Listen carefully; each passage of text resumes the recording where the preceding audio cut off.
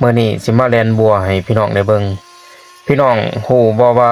การแล่นบัวเส้นน้อยๆจังซี่นี่มันยากนะมันเสี่ยงมันอันตรายเนาะเพราะว่ามันบ่คือเฮาแล่นไม้ใหญ่ไม้น้อยๆแบบนี้แล่นก็อันตรายเนาะมาเบิ่งวิธีแก้ไขนำกัน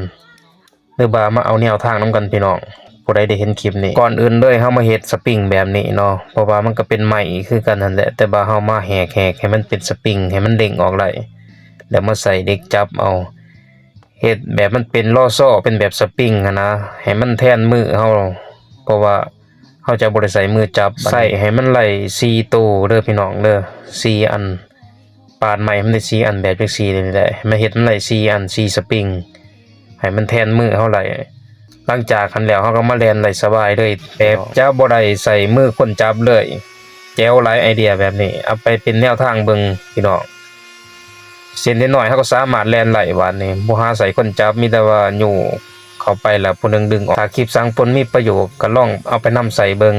แล้วอย่าลืมติดตามสังพลนำนี่เด้อเพื่อคลิปต่อไป